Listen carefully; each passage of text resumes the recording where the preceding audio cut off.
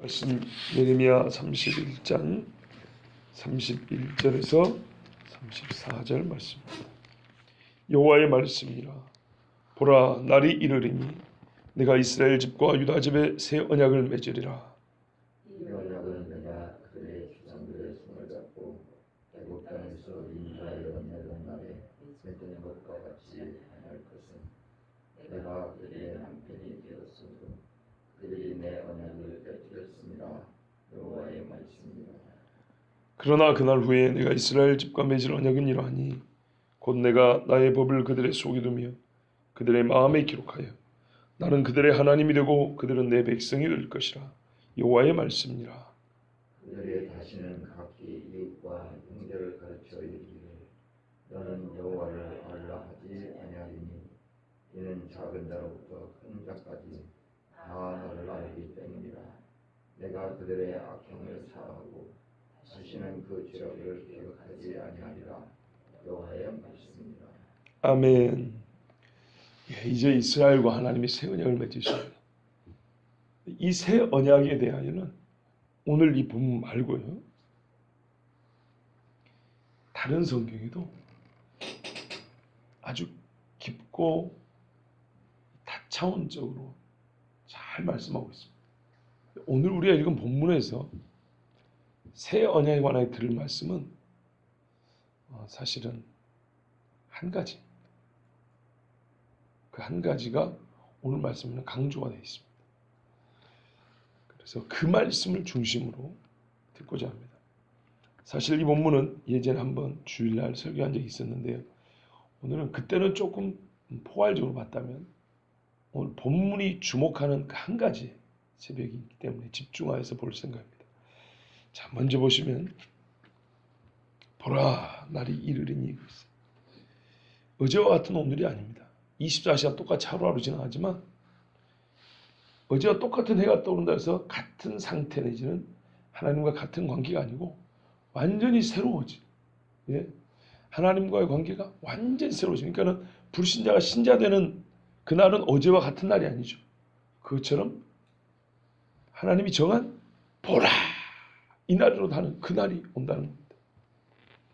어떤 날인가 했더니 내가 이스라엘 집과 유다 집에 새 언약을 맺으리라 그랬어요.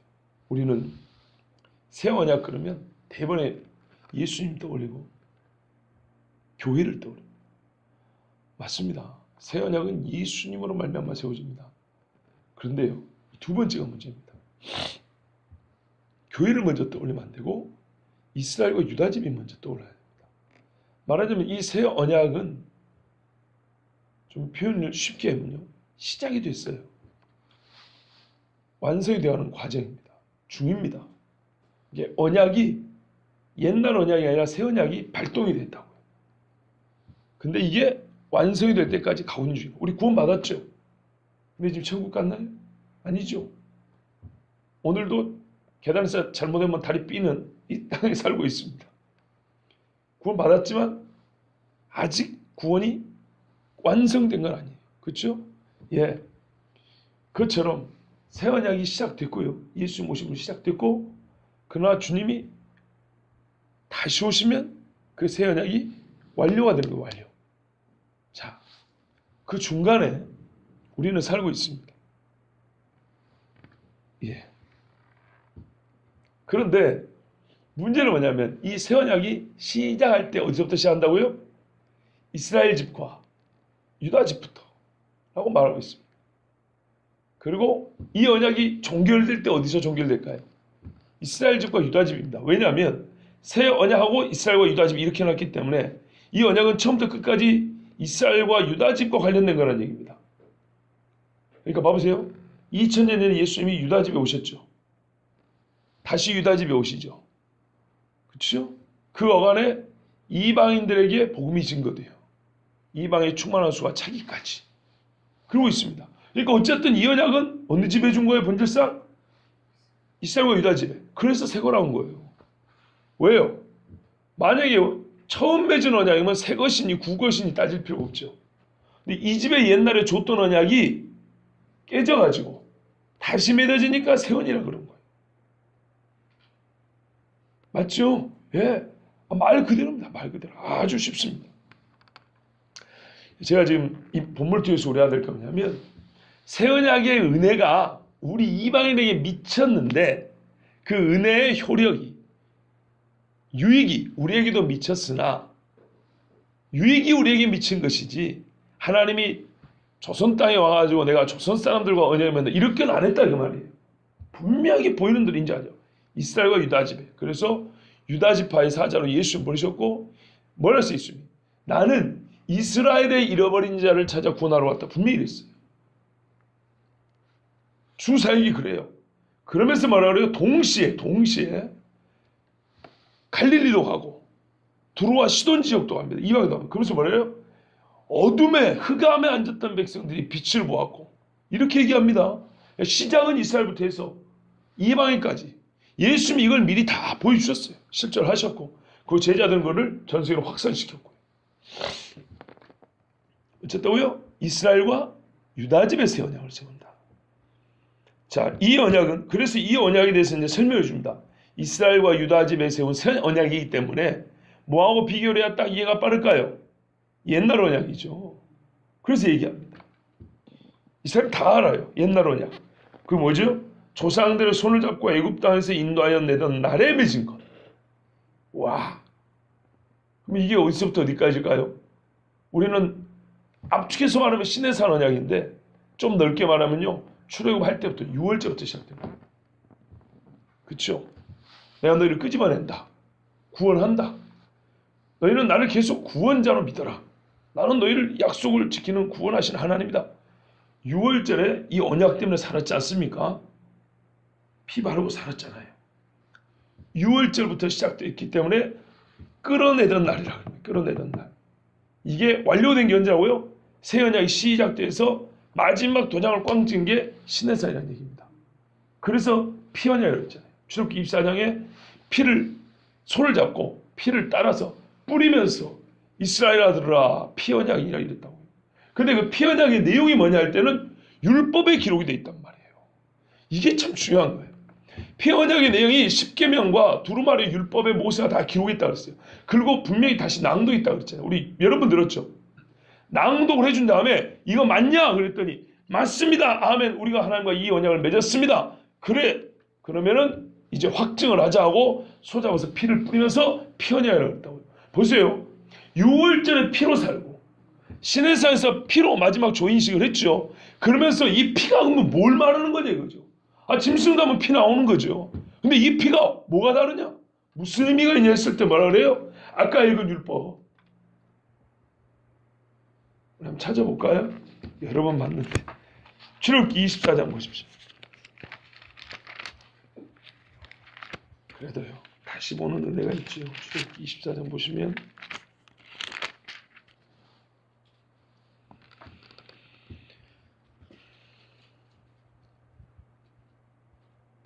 자, 제가 시간 관계상 3절을 읽겠습니다.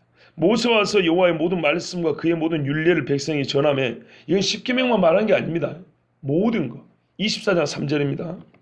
모세가 와서 여호와의 모든 말씀과 그의 모든 율례를 백성이 전하매 그들이 한 소리로 응답하여 이르되 여호와께서 말씀하신 모든 것을 우리가 준행하리이다.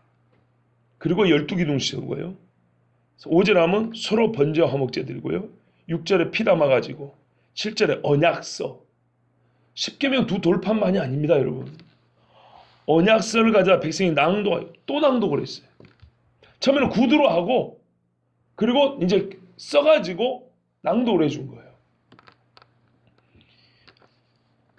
여호와의 모든 말씀을 우리가 준행하리이다. 8절에 모세가 그 피를 가지고 백성이 뿌리며 이르되 이는 여호와께서 이 모든 말씀이 되어 너희와 세우신 언약의 피니라. 아멘. 그래서 제가 이렇게 설교했잖아요. 이스라엘이 처음에 하나님과 맺은 언약을 우리가 율법이라 그렇게 했는데 율법이 그러면은 말하자면 그런 글자로 끝난 거냐? 이것도 사실은 피언약이라고 제가 예전에 설교를 했었습니다. 자, 오늘 다시 보니까 또 확인이 되죠. 보세요. 6월절에 피로 살았어요. 시내산에서 최종적으로 피로 이 언약을 마지막 도장을 찍었어요. 그러면 이 언약, 이 피가 무슨 의미냐 도대체? 그렇죠? 그때 하나님이 유월절 지킬 때마다 자녀들에게 그러잖아요. 아들은 아비에게 물으라. 왜 우리는 요즘에 이렇게 양 잡아먹는 집 없어요, 아빠? 우리는 왜 해년마다 이때가 되면 이런 식으로 양을 먹어야 됩니까?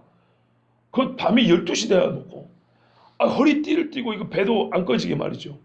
일어서가지고 또 급하게 먹으라네. 급하게.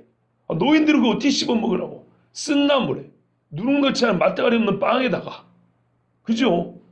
왜 우리가 이렇게 먹어야 되냐고. 애들은 불평이 나올 수밖에 없습니다.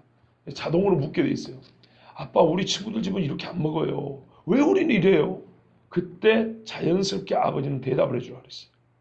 우리 조상이 애굽에서 400년 동안 종살이를 할 때 하나님께서 우리를 돌보셔 다시 찾아오셨는데, 하나님의 종 모세를 통하여 이끌어내실 때 마지막 날 밤에 양을 잡아서 문 임방과 설주에 바른 집은 죽음의 사자가 넘어가고, 그때 애굽의 바로의 큰아들부터 짐승의 첫 새끼가 다 죽었는데 우리가 살았다. 그날 밤을 기념한 것이다. 즉 여호와의 구원하심. 그리고 이 구원의 표가 완전, 이건 하나의 예표로서 진짜 하나님의 어린 양이 올 것이다. 우리는 이 약속을 믿고 약속을 이렇게 해요? 기다리면서 이 예식을 지키는 거다. 이렇게 설명을 하라고 신명기에 그렇게 돼 있어요. 피가 내용이 있어요. 내용이 없는 게 아니고. 그러면 구약의 사람들은요, 율법서를 읽을 때 뭘 생각했을까요? 신의 살을 떠오릅니다. 그럼 이걸 왜 지켜야 돼요? 피로 맺었으니까. 피로 맺은 언약이니까. 근데 이 언약이 출애굽할 때 하나님 이스라엘 주신 옛날 언약이에요. 내용은 율법이고 그 내용을 상징하고 조인하는 건 피였고, 새 언약 보세요. 새 언약의 내용은 예수님이고 마지막 그 확증의 표는 예수님의 피고, 그렇죠? 그러면 율법과 예수님의 차이는요? 뭔 차이죠? 이건 글이고 여기는 인격이죠. 그렇죠? 그런 돌의 세계지만 인격, 예수님이라는 인물, 그 사람은 마음의 세계가 되죠. 그러면 율법이 말한 것과 예수님이 말한 것의 내용은요, 같습니다. 같은데 여기는 말하자면 희미하게 가르쳐 준 거고, 예수님은 온전하게 가르쳐 준 거고. 이해가 되시죠? 예를 들면 우리가 저번에 수련회 가서 게임하는데 참 재밌게 잘 하시더라고요. 완벽한 문장이 있는데 이거를 희미하게 써놨어요. 먼저 맞춘 사람 50점 이렇게 해놨다 해보세요. 그러면 그 희미하게 쓴 걸 보고 어떤 사람은 빨리 맞추고 어떤 사람은 희미한 걸 조금씩 진하게 해주면 맞춘 사람이 있겠죠. 마지막에 다 드러나면요. 다 알죠, 그렇죠? 그러나 이게 다른 글자가 아닙니다. 또 다르게 말을 하자면 똑같은 글자인데 길 위에 소리 교회인데 길자를 가려놓고 위자만 보이고 애자 가려놓고 소자 보이고 이렇게 듬성듬성 가려놓고 보이고 이렇게 해놨어요. 그런다고 다른 글자가 아니죠. 가려져 있을 뿐이지. 이해되시죠? 율법은 그런 거예요. 그래서 말하잖아요. 율법이, 우리 히브리서 들었잖아요. 율법이 말하는 게 뭐냐? 그림자와 예표가 아니냐? 뭐예요? 그림자와 예표인데요? 한인관이요? 피아노요? 자동차요? 아니, 예수님의 그림자와 예표가 아니냐? 그의 인격과 그의 하실 일에 대한 그림자와 예표가 아니냐? 그러니까 동일하다는 거예요, 내용상. 하나는 희미하게 보이는 것이고 하나는 온전하게 보이는 것이고. 그래서 말하자면 우리가 아직도 성경을 볼 때, 이 구약 성경 말하는 겁니다. 모세같이 이렇게 수건이 가려져서 잘 안 보인다는 거예요. 근데 성령이 오시면 환히 보인다는 거예요. 그렇죠? 이 은유를 그대로 사용해서 부활 때는 어떤 또 차이가 있냐? 지금 우리가 성령과 함께 산다 하지만은 예수님을 얼굴로 모르잖아요. 그때는 얼굴과 얼굴로 마주볼 것이다. 같은 은유, 비유를 가지고 두 가지를 얘기한 겁니다. 각기 다른 부분에서. 한번 해봤기 때문에 이해가 돼요. 다시요. 율법을 보는데 예표고 그림자라서 이게 뭘 가리키는지 실체를 잘 모르겠어요. 근데 성령을 받으니까 이게 예수님을 말하는 거구나 하고 환히 보인다는 거예요.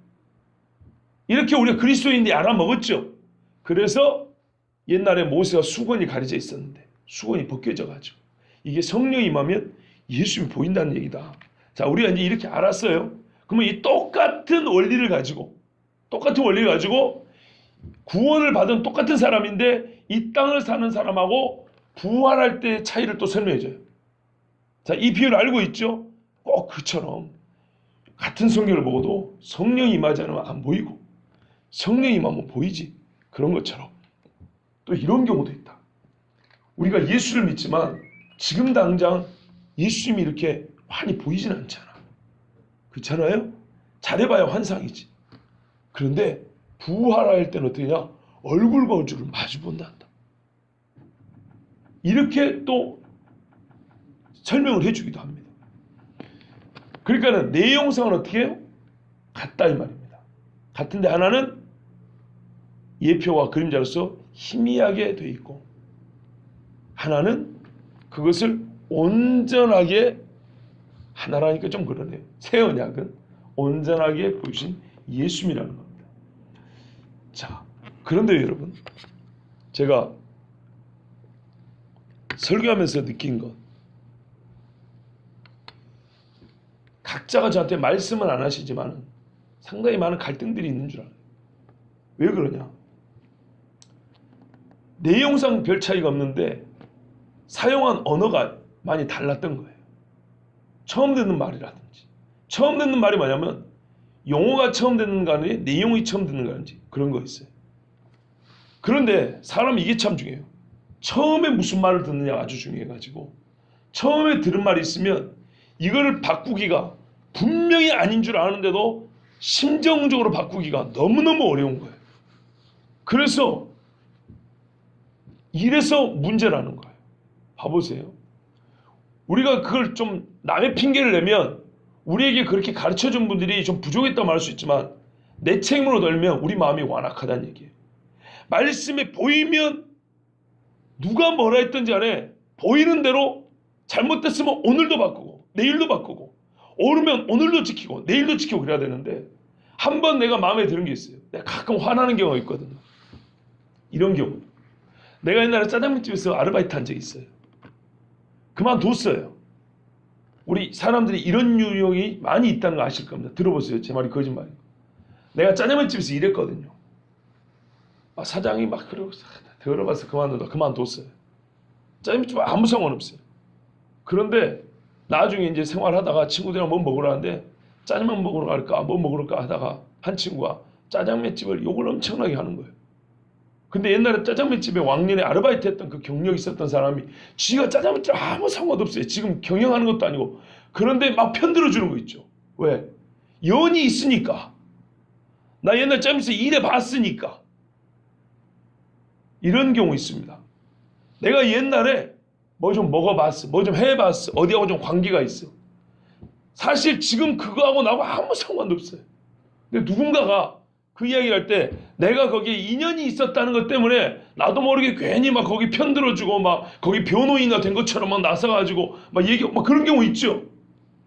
그 사람이 거기 욕하는 건데 나 욕하는 것처럼. 나는 거기 아르바이트만 했을 뿐이에요. 그런데 짜장면집을 욕하는데 나를 욕하는 것처럼. 왜? 내가 짜장면집에 일했다는 그 인연이 있기 때문에 자기하고 거의 동일시해서 자기를 욕하는 것처럼 막 역정을 내면서 그 욕하지 말라고 막 그러면서 한다고요. 비슷한 거예요. 사람의 마음을 얘기하는 거예요. 한번 뭔가 내가 연이 붙어 있으면 이거를 끊어내기가 무지하게 어려워요. 그래서 이스라엘 사람들이 다 죽은 거예요. 봐보세요. 예수님 말씀이 딱 들어보니까 맞아요. 본인들도 뭐라 하면 서기관들의 가르침과 다릅니다 그랬어요. 권위가 있으며 옳더이다. 바리새인과 서기관들의 종을 보냈더니 이 사람들도 잘 듣고 온 거예요. 그러고 보고 알았더니 들어보니까 다르던데요. 옳던데요. 그러니까 너희도 이 새끼들 이놈들도 예수에게 제자 된 거야. 막 그랬다고요. 그래놓고도 어떻게 했다고요? 나중에 예수 못 박아라 한다고요. 일상생활에서는 여전히 유대의 지도자들과 함께 하나님의 말씀을 그 사람들이 가르친 대로 거꾸로 듣기 때문에 평생을 그래왔고 수백 년 수천 년을 그래왔기 때문에 이게 쉽게 안 바뀌어지는 거예요. 그런데 그때 딱 듣고 돌아온 사람들은 진짜 예수 믿는 사람들이 되었어요. 그게 이제 사람 힘으로 잘 안 되죠. 그래서 성령이 임해야 된다는 겁니다. 그러나 우리가 하나님 주신 기본의 양심을 가지고도 인정이 안 되는 건 아니에요. 예수 앞에 처음 왔던 사람들 중에 성령의 감동을 크게 받지는 못하였어도 모든 인간에 주신 하나님의 기본적인 양심만 가지고도 선생이요, 당신의 말이 옳습니다라고 인정한 사람들도 들어있었다는 겁니다. 자, 오늘 보세요. 제가 그래서 여러분들이 처음부터 한계를 진 거예요. 새 언약을 다 얘기하는 게 아니라고요. 새 언약을 제대로 알고 싶으면 신약성경 읽으면 됩니다. 그런데요, 오늘 말씀이 뭘 얘기하고 있냐면 새 언약의 한 부분을 얘기하는데, 우리가 그동안에 내 감으로 그냥 뭉뚱그려서 또는 누군가 그냥 말하니까 듣고 그런갑다 했지 성경에서 뭐라고 하는지는 사실 잘 안 봤단 말이죠. 보자 이 말입니다. 첫 번째로 내가 놀라운 게 뭐라고요? 새 언약은 옛 언약과 비교하여 가르쳐 주는데, 그렇게 할 수밖에 없는 이유가 이스라엘과 유다 집에 준 것이기 때문에 하는 겁니다. 우리에게 준 게 아니에요. 우리는 그 효력에 말할까요? 그 효력을 함께 누리는 것이지 언약의 상대 당사자가 우리 이방인이 아니라는 겁니다. 이걸 분명히 알아야 됩니다. 그래서 접붙여졌다고 얘기하는 거예요. 그런데 이 새 언약의 차이는 출애굽할 때의 언약과 같지 않다 그랬어요. 이제 문제는 이거겠죠. 어떻게 다른가? 제가 이미 설명을 해버렸지만 이걸 들어보면 알겠죠. 말씀이 그런가? 일단은 근데 왜 그때 언약을 맺었으면 쭉 가시면 되지 왜 다시 맺었냐니까 깨뜨렸습니다. 누가요?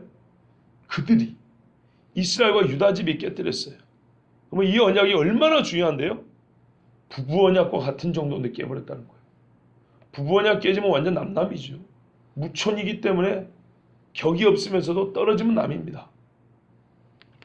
우리도 그렇게 이해하는 것 같이 하나님이 이 한 절 안에 간단하게 핵심을 가르쳐 준 거예요. 어떤 언약이었냐? 우리 사람의 이해에 맞게 쉽게 설명해주면 부부 언약과 같은 거다. 그런데 이거를 음란한 여인이 돼서 남편을 버리고 떠나버렸다. 깨진 거 아니냐? 이거는 떠나면 깨지는 거예요. 우리가 세상의 형식상 이혼설에 도장을 찍은 것이지만 실질적으로 떠나면 깨지는 거예요. 너희가 등을 돌리고 같지 않냐? 호소에서 잘 가르쳐주고 있죠. 어째서 다시 맺는다고요? 깨져서 다시 맺는 겁니다. 여호와의 말씀이니라. 자, 여호와의 말씀이라 지금 계속 반복되고 있습니다. 여호와께서 그 언약을 다시 체결한 이유입니다. 다른 것을 덧붙일 수도 있지만, 덧붙인다기보다는 다른 이유도 구체적으로 하면 있겠지만, 하나님이 직접 언급하신 가장 핵심적인 문제는 깨졌기 때문이라고 그랬어요. 자, 깨지면은 다시 붙이면 되잖아요. 붙일 때는 하나님 어떻게 한다고요? 옛 것을 그대로 붙이는 게 아니고 그것을 보충해서 붙이는 거예요. 이거는 사람의 언어 표현으로 한 것입니다. 자, 하나님이 언약을 깨뜨린 이스라엘을 내버려 두지 아니하시고 친히 깨뜨림을 당했으면서도 하나님이 다시 맺자 하고 약속을 들고 가시는 겁니다. 뭐 언제 언약을 맺으십니까? 다시 언약을 맺었는데 33절에 보면 두 가지를 가르쳐 주는데, 하나는 언제, 하나는 내용입니다. 자, 그날 후에 그랬습니다. 그날 후에. 그날이 언젠가요? 예수님이 이 땅에 오셨을 때인가요? 아닙니다. 예수님 오셨을 때 유대인들이 예수님 영접을 했습니까? 안 했죠. 언약이 회복이 안 됐잖아요. 봐보세요. 깨뜨려진 상태 그대로 갔잖아요. 오죽했으면 자기 왕을 죽였잖아요. 이걸 어떻게 언약이 맺었다고 볼 수 있습니까? 그래 우리가 이거를 구분해야 된다니까요. 통으로는 언약이 맺었다고 말하지만 그 언약의 단계를 볼 때는 시작이 된 거고, 예수님 이 땅에 오심으로 시작이 된 거고, 이 언약이 마지막 우리 세상에서 조인식, 도장 딱 찍고 인감 찍고 마무리되는 것은 언제라고요? 주님이 다시 오실 때라고요. 만약 이렇지 않으면 얼마나 이게 말이 모순인가 봐보세요. 우리가 지금까지 계속 그랬잖아요. 그날 이스라엘 회복할 날 이렇게 막 실컷 주님 다시 오실 때 해놓고 새 언약에 와가지고는 예수님 오셨을 때 여러분 새 언약이 완성이 돼요. 이게 아니란 말이에요. 형식상 요건은 완성했어요. 십자가에서 다 이루었다 그랬잖아요. 형식상 요건이 완성돼 원리적으로 완성이 됐는데 실질적으로는 어떻게 해야 돼요? 내가 예수 그리스도를 따라가야 되는 거죠. 믿어야 되는 거죠. 하나님이 하실 일을 했다 이 말이에요. 하나님은 도장 찍었다 이 말이죠. 근데 나는 우리가 어떻게 구원을 받아요? 하나님이 십자가에서 예수님이 십자가에 주시고 돌아가시면서 다 이뤘다 해가지고 모든 사람이 예수 하면 다 구원받습니까? 그거 아니란 얘기예요. 똑같은 얘기예요. 이스라엘이 자기 왕을 받아들여야 될 거 아니에요. 그때 이 언약은 당사자가 양 당사자가 도장 찍고 완료가 되는 거예요. 그날이 언제냐? 그날이 곧 주님 다시 오실 때라고. 그래서 지금 예언자들이 성경에서 선자들이 숱하게 얘기를 하고 있잖아요. 그때라고. 만약에 그렇지 않으면 우리는 2000년 전으로 생각하는데 2000년 전에 언약이 맺던 징표가 어디 있어요? 예수님 사람 잡아 죽이고 자기 왕을 성경에 말하잖아요. 자기 왕이 자기 백성에게 왔으나 그들이 어둠을 더 사랑하여 자기 왕을 영접지 아니하고 잡아 죽였다고요. 요한복음 1장 보면 그렇게 시작하고 또 예수님이 공생애 중에 뭐라 그래요? 비유하잖아요. 왕권을 받으러 갔는데 이것들은 원하지 아니하고 또 다르게는 내 아들을 보냈는데 아들까지 죽였다고 그랬죠. 자, 성경으로 얘기했잖아요. 성경. 그래서 이 사람들은 예수님 오셨던 2000년에 이 언약이 완료가 된 게 아닙니다. 하나님 편에서는 하셨죠. 근데 인간들은 이스라엘은 돌아오지 않았어요. 떠난 것이 깨졌다는 것인데 돌아와야 호세아처럼 돌아와야 다시 맺어질 거 아닙니까? 그날은 주님이 오실 때라 이 말이에요. 그래서 지금 이스라엘 모여들고 있잖아요. 그 마지막 이스라엘의 돌아옴, 그들이 하나님과 진짜로 언약을 우리도 맺겠습니다. 아멘 할 때까지 그들을 인도하시기 위해서 하나님은 그들에게 단계별로 말씀하시고 먼저는 너희를 모을 것이다. 회개하는 심령을 보여줄 것이다. 기사와 표적과 이적을 보여주고 내가 너희를 보호하는 걸 보여줄 것이다. 예루살렘도 다시 차지할 것이다. 이렇게 가르쳐주면서 그러니 누구에게 돌아오라고요? 나 여호와에게 돌아와라. 내 아들 예수 그리스도를 믿어라. 이렇게 하나님 말씀하신다 그랬잖아요. 그때 이스라엘도 이제 이 새 언약의 당사자로 맞습니다 주님하고 그 앞에 딱 가서 결혼반지 낀다 이런 말입니다. 이게 더 정확한 거는 이 언약의 내용이 있습니다. 33절에는 언약의 내용도 담고 있습니다. 보세요. 언약을 맺으면 어떻게 된답니까? 나의 법을 그들의 속에 두며 그들의 마음에 기록하여. 이게 언약의 형식이에요. 새 언약의 형식. 33절 잘 나와 있어요. 새 언약을 언제 맺냐? 그날 후에. 예수님이 성육신 하신 후에, 오순절 성령 하신 후에, 그런다기보다는 예수님 주님이 다시 오실 때. 적어도 어떤 그 마지막에 어떤 징조가 있겠죠. 이 앞에 그날이라고 말한 데 있었으니까. 그 다음에 형식적으로는 어디다가요? 옛날에는 글이나 돌판이었는데 지금은 마음에 둔다 이렇게 돼 있어요. 언약을 두시는 장소예요. 그 다음에 언약의 내용은요. 나는 그들의 하나님이 되고 그들은 내 백성이 될 것이라. 아멘. 이래서 2000년 전에 언약이 완료가 된 게 아니라 이 말이에요. 양 당사자. 왜요? 이스라엘이 하나님의 백성으로 돌아가지 않았지 않습니까? 그래서 아니라는 거예요. 그리고 또한 이래서 옛 언약이나 새 언약이나 내용적으로는 같다는 얘기예요. 좀 흐리냐? 완전하게 보이느냐? 띄엄띄엄 우리에게 보여서 우리가 알쏭달쏭하냐? 아니면은 정확하게 보이냐 차이가 있지. 왜 그러냐? 나는 너희의 하나님이 되고 너희는 내 백성이 될 것이라. 구약성에서 얼마나 많이 봤습니까? 참으로 많이 봤습니다. 출애굽할 때, 즉 첫 언약 맺을 때 이 약속했거든요. 출애굽 6장에 모세를 통해 보내면서 뭐라고 합니까? 나는 애굽 사람의 무거운 짐 밑에서 너희를 빼낸 너희 하나님 여호와인 줄 너희가 알지라 그랬어요. 그런데 그 앞에 너희를 내 백성으로 삼고 나는 너희의 하나님이 되리니 이렇게 돼 있어요. 그러니까 너희가 이 구원을 보면 내가 너희 하나님 줄 너희가 알 것이고 너는 내 백성이라는 것을 너희가 깨닫게 될 것이다.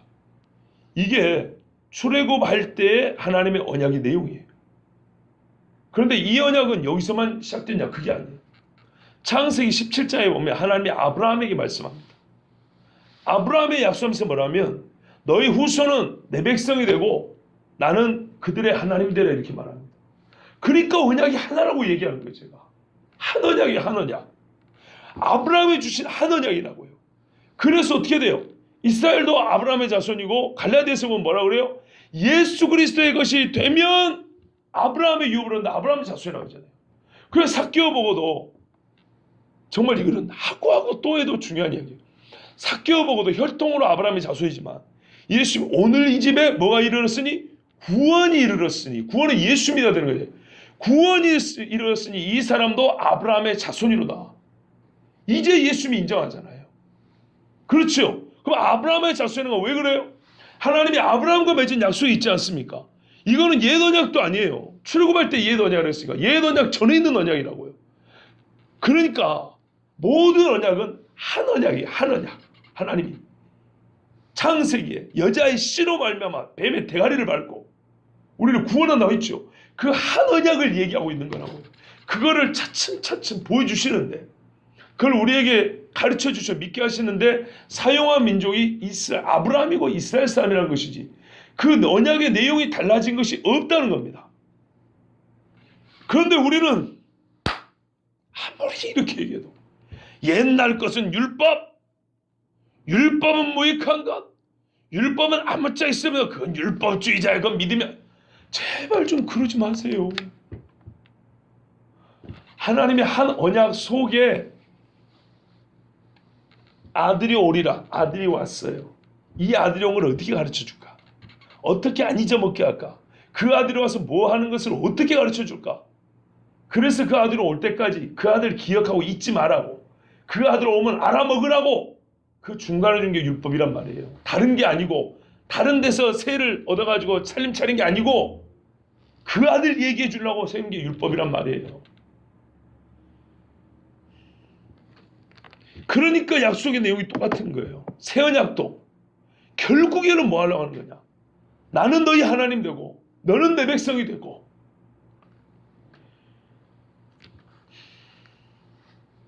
그들이 이렇게 되면 어떻게 되냐면 하나님의 백성이 되어버렸죠. 자기 왕이 누군지를 알아요.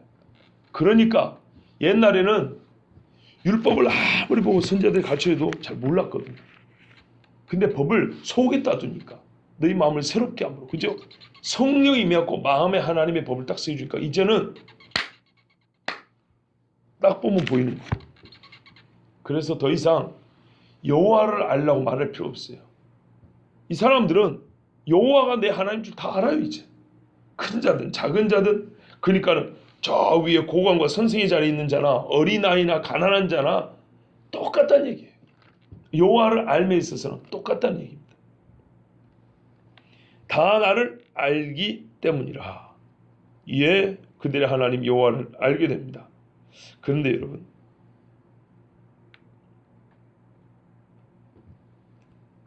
여기서 알게 되는 여호와는 어떤 여호와일까요? 이스라엘의 하나님으로 여호와죠. 언약의 하나님으로 여호와죠. 그렇죠? 그래서 본문이 이들이 알게 되는 하나님을 다 말한 건 아니지만은 오늘 이 31절부터 34절은 새 언약의 핵심을 담고 있어요. 어떤 하나님으로 아냐 하면 내가 그들의 악행을 사하고 다시는 그 죄를 기억하지 아니하리라. 구원하시는 하나님으로 알게 된다는 거. 한번 생각해 보세요. 우리가 새 언약 가운데 있다는데 우리가 교회 와서 교인이 된다는 것. 하나님께서 다 합니까? 다 모릅니다. 우리가 히브리어를 읽을 줄 압니까? 헬라어를 읽을 줄. 제가 가끔 히브리어를 쓰긴 해도 이거는 단어 하나 읽을 줄 아는 것이지 우리말처럼 못 씁니다. 안 보고 말 못합니다. 그냥 써놓으면 그거 조금 그냥 띄엄띄엄 읽을 줄 아는 것뿐이죠. 몰라요 사실. 그런데 구원을 얻는다는 즉 우리가 하나님의 자녀라고 인정받는 데 있어서 우리 교회식으로 하면 세례받는 데 있어서 절대적인 조건이 뭡니까? 하나님이 그 아들을 보내셔서 나의 죄를 사해 주심으로 나를 구원하셨다는 거죠. 사도행전에도 보면은 에티오피아 간닥의 여왕인 네시가 가다가 빌립 집사가 중간에 만나가지고 이사야서 53장을 읽으면서 이 말씀부터 시작하여 예수님을 가르쳤어요. 봐보세요. 이사야 54장부터 시작했기 때문에 이 에티오피아 내시는 창세기 잘 모릅니다. 출애굽기도 잘 모릅니다. 그렇지 않겠습니까? 이사야 전했던 선지자들 뭐 얼마나 알겠습니까? 수레 타고 하면서 잠깐 설교해 준 건데 길어봐야 1시간 얘기해 준 건데 그거 가지고 어떻게 성경을 다 하냔 말이에요. 그가 종말을 합니까? 그가 주님 다시 오실 때 하늘 징조를 합니까? 모릅니다. 모르는데 어떻게 했어요? 세례를 받았어요. 즉 신자로 인정을 받았다고요. 왜요? 하나님의 아들 예수가 나의 죄를 위하여 죽으셨다는 것을 제가 믿습니다. 믿음에 세례 받음에 무슨 거리낌이 있겠습니까? 그래서 내려서 세례 줬다 그랬어요. 그럼 그 사람은 그걸로 끝입니까? 예, 적어도 구원은 받아요. 그러나요, 그가 구원받은 자이기 때문에 이제는 옛날에 성경 한 권이 얼마나 비싼데요. 한 권이 어디 있어요? 두루마리 하나면 수레 하나에 가득 찰 정도인데 이거를 자기 거의 전 재산을 털어가지고 성경을 사고 하는 사람이니 얼마나 꼼꼼하게 읽었을까요? 53장부터 봤으면 60장에 뭐 새하늘과 새 땅도 보겠죠. 그러면 이 사람은 이후에 믿음이 커가고 신앙의 폭이 넓어질 것이고 하나님이 하셨던 일과 하실 일이 그 이후에 훨씬 더 많은 지식이 쌓이겠죠. 믿음이 더 커지겠죠. 이렇게 되는 겁니다. 그러니까 우리가 이 새 언약에 있어서 하나님이 주신 새 언약의 내용은 무궁무진하고 아주 높고 깊습니다. 근데 핵심을 말하자면 뭐냐? 새 언약은 하나님이 우리를 구원하신다. 구원. 그래서 이렇게 얘기해 준 겁니다. 더 이상 하나님에 대해서 세상 사람들이 잡단소리를 많이 합니다. 인간이 만드는 신이다. 종교학적으로 볼 때 이러이러한 거다. 하나의 문화다. 이런 많은 또 하나의 신화일 뿐이다. 전설이다. 사회운동이다. 이런 잡소리를 많이 하는데요. 그런 것들은 하나 쓸데없고 성경에 말하는 건 뭐예요? 아무리 100가지 1000가지를 해도 다 쓸데없고 딱 한 가지. 구원하시는 하나님이다. 이것을 알면은 새 언약이 들어가는 겁니다. 그리고 이 언약, 이걸 알기 때문에 이제 성경이 말하는 하나님에 대해서 더 넓게 이렇게 펼쳐서 알게 되는 겁니다. 그런데 이 중요한 사실, 나의 구원자로서 하나님을 모르면 그 사람은 다른 것을 아무리 알아봐야 소용이 없는 것이고 새 언약과는 무관한 사람이 되는 것입니다. 제가 지금 복음 이야기하고 있죠? 이게 복음입니다. 어제 우리 청년 중에 하나가 성결대 다니는 친구인데 아이 뭐 예수, 기독교 초기 예수 운동이 뭐고 하나 복잡해 그래. 이런 게 신학교에서 가르쳐주는 겁니다. 사회 운동이라고 말합니다. 교회가 처음 태동할 때 이 일을 말하면요. 지저스 무브먼트, 예수 운동이라고 말합니다. 예수라는 인간이라서 사회 운동을 일으켰다는 거예요. 유대 지역에 일어난 2000년에 로마를 맞선 어떤 사회 운동이라는 거예요. 그래서 초기 기독교의 예수 운동이라고 하는 거예요. 이런 용어 자체가 얼마나 비성경적인 보세요. 여기에는 구원하시는 하나님이 없어요. 새 언약하고 신학교를 세우고 다니지만 새 언약을 모르는 사람을 키우는 겁니다. 그걸 참고가 아니라 그걸 믿으라고 가르친다면.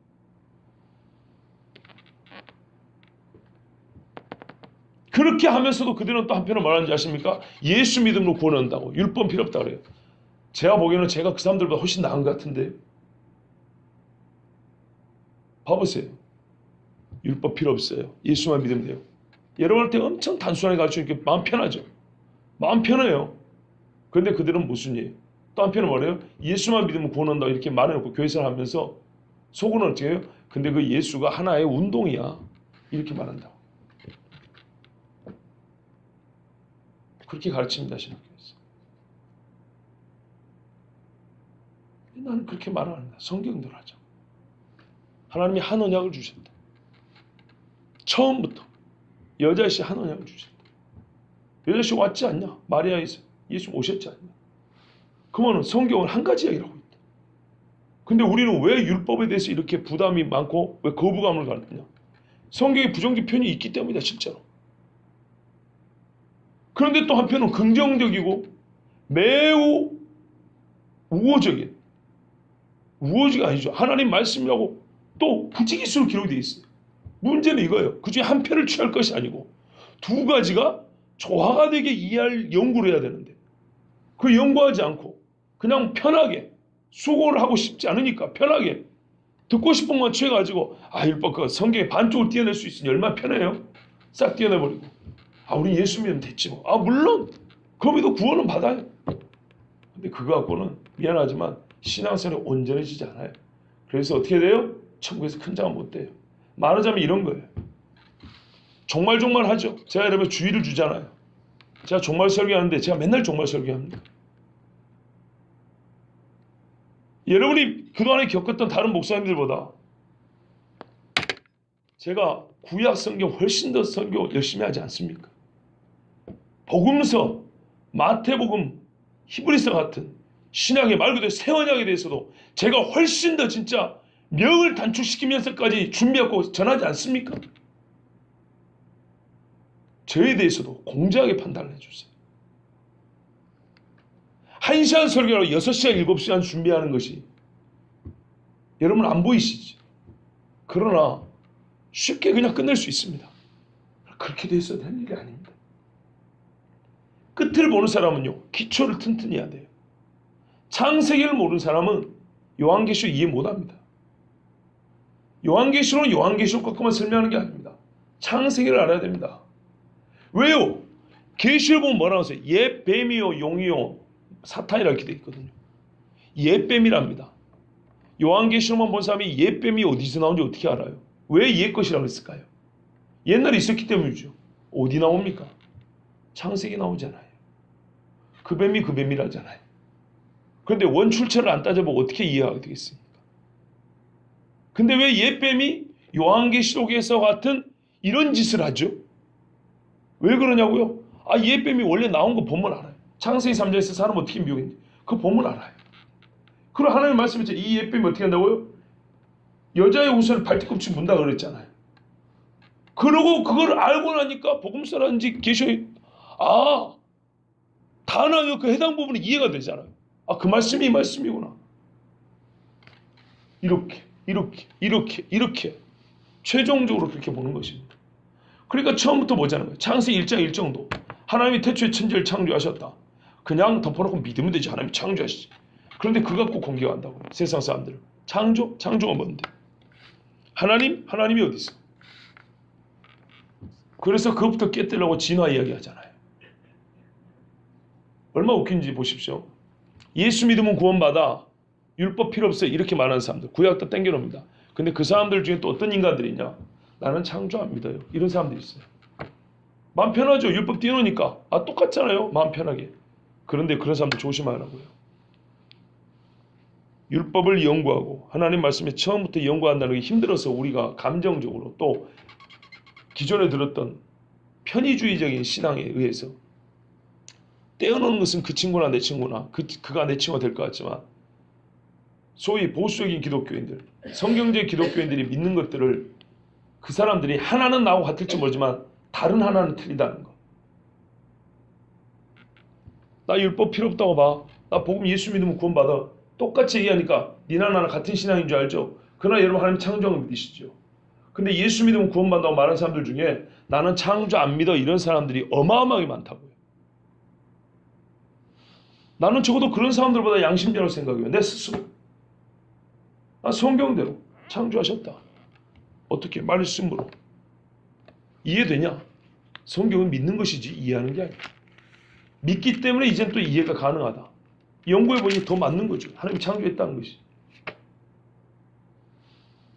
최선을 다했어요. 신앙의 기본부터. 아주 기초적인 것부터. 어제 말입니다. 금요일 날인가?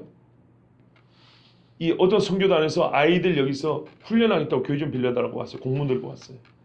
제가 안 된다 그랬는데 찾아왔더라고. 그래서 이제 여기까지 왔으니까 한번 논의를 해보겠습니다. 이랬거든요. 근데 그분들한테 제가 한 가지 부탁을 드렸어요. 선교단에서 열심히 하시는데 막 아이들이 막 순교를 각오하기까지 신앙을 아주 뜨겁게 끌어올리는 그런 선교단이에요. 그거 좋습니다. 그런데 성경은 그것만 말하는 거 아니잖아요. 성경에서 말씀하는 것들 기본들이 많은데 나는 압니다. 그렇게 모인 애들 중에 나중에 많이 배도할 겁니다. 왜 그러냐? 다른 여러 가지 이유가 있겠지만 제가 옛날에 어떤 중고등부 집회에도 가서 막 말씀 전한 적이 있었는데 5년이 안 돼서 태반이 교회를 떠나버렸어요. 그때 제가 예언을 했거든요. 너희들 중에 몇 년 지나면 거의 안 보일 거라고. 왜 그러냐? 한번 막 뜨겁게 막 이렇게 불타오르는 것은 반드시 식게 돼 있어요. 성경의 처음부터 끝까지 꾸준하고 차근차근 매사에 하나님 말씀을 읽고 묵상하고 그 말씀에 순종하는 삶이 계속되지 않으면 한 번의 반짝이면 반드시 꺼지게 돼 있다. 그런데 대부분의 사람이 그러므로 너희들도 90%는 80% 이상은 그렇게 될 거다 했는데 3년 만에 그렇게 되어버렸어요. 그래서 제가 그랬어요. 그 선교단의 지도자들한테도. 여기 있는 애들이 다 예수 잘 믿을 것 같습니까? 천만의 말씀입니다. 그래서 제가 부탁드립니다. 그렇게 모일 때마다 막 뜨겁게 해주는 건 좋은데 나도 뜨거운 걸 좋아합니다. 찬 것보다 훨씬 낫죠. 그런데 뜨거움의 내용이 알이 제대로 차 있어야 됩니다. 휘발유 찍으라고 뜨거운 게 아니고 장작을 쳐가지고 활활 타오르는 뜨겁게 돼야지. 오래 가야죠. 그러려면 성경을 가르치세요. 우리 교회 청년들한테 그랬거든요. 우리 얼마 전에 사이만 최베리 전도사한테 그랬어요. 처음 왔을 때. 뭐 할 거냐 그랬더니 상담한대. 그래? 상담학을 배워서 상담하지 말고 성경을 배워서 상담해라 그랬어. 최동주 집사님이 선교하러 간대요. 선교할 거냐? 선교학을 배워서 선교하는 게 아니라 성경 들고 선교하러 가는 거다. 성경을 배우라고 했어요. 가장 먼저 성경을 배워라. 그것이 내 신앙을 확실하게 붙잡는 것이고 또한 사역도 성경으로 하는 것이지 다른 어떤 학문을 하는 건 아니다. 그건 다 참고이다. 참고. 영혼을 상담을 하고 영혼을 살리겠다면 성경으로 한다. 성경으로. 그런데 신학생들도 정말 성경을 몰라요. 너무너무 몰라요.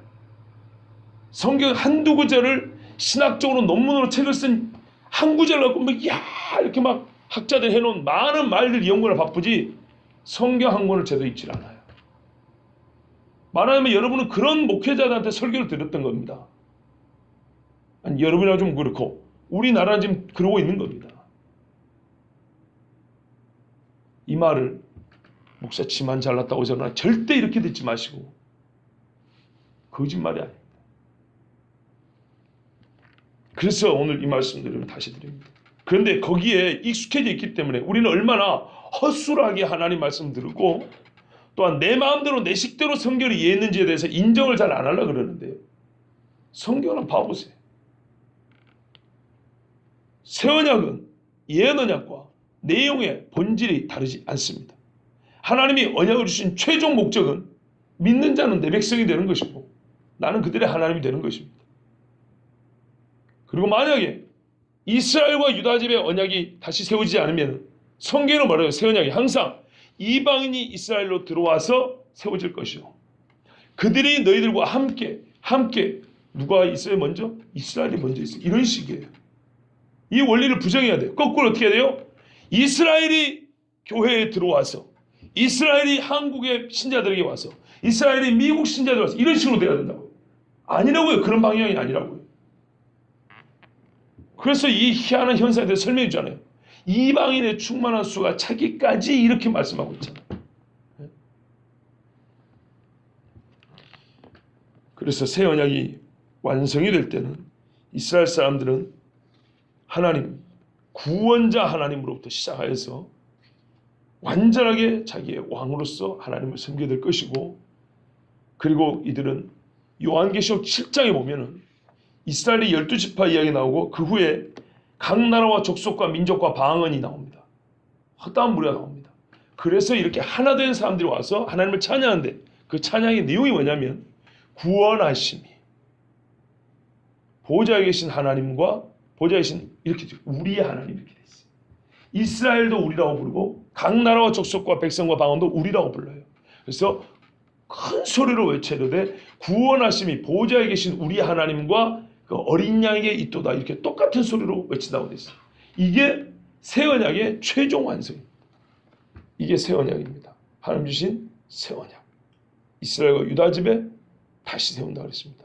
최종적으로 구원하시는 여호와를 알리라. 그래서 너희는 나의 백성이 되고 나는 너희 하나님이 되리라. 이게 새 언약입니다.